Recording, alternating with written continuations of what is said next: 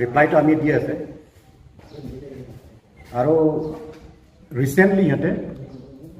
অটনমাস state কথা লয় ইহঁতে এটা কথা কৈছে ইহঁতে মানে এছএছচিও ভোটৰ মেম্বাৰৰ নামটো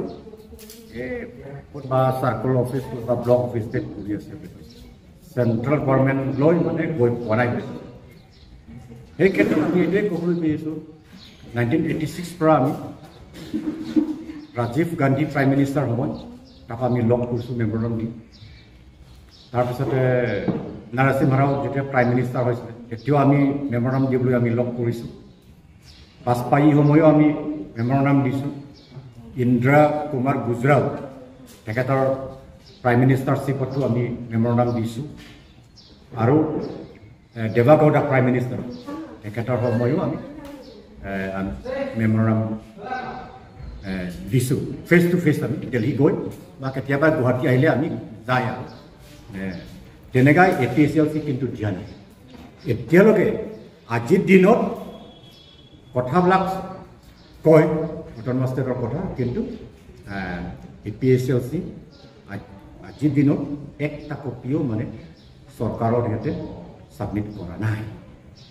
সেইটো কথাটোহে তাতো আমি ক'বলৈ খুজিছে আৰু এটা কথাটো সিহঁতে মানে লম্বা চৌৰা লিষ্ট আছে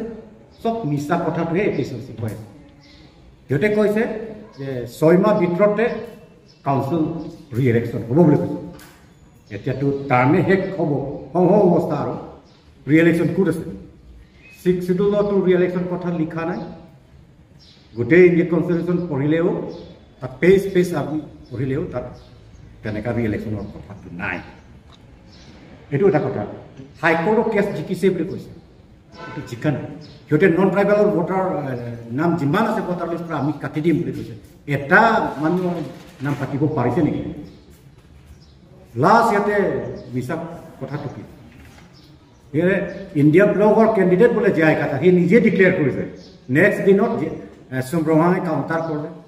তেতিয়াৰ পৰা নাই এইটো এইবিলাক আৰু এটা কথাটো সিহঁতে ডাইৰেক্টলি হওক ইনডাইৰেক্টলি হওক সিহঁতে বিজেপিত সহায় কৰা নিচিনাই আমি দেখিছোঁ কাৰণ সিহঁতে কমন কেণ্ডিডেট দিবলৈ বিচৰা নাই কংগ্ৰেছ লগতো আমি বহুত কথা পাতিছোঁ ৰাহুল গান্ধী নগাঁও অহা সময় সিহঁতে কৈছিল এটা টিম কৈছে আৰু মাত্ৰ আমাৰ ভাইচ প্ৰেচিডেণ্ট নহয় চন্দ্ৰকান্ত তেৰাং SSCৰ প্ৰেচিডেণ্ট সঞ্জয় কিলিং আছিল লগতে KS এইবিলাকো কৈছে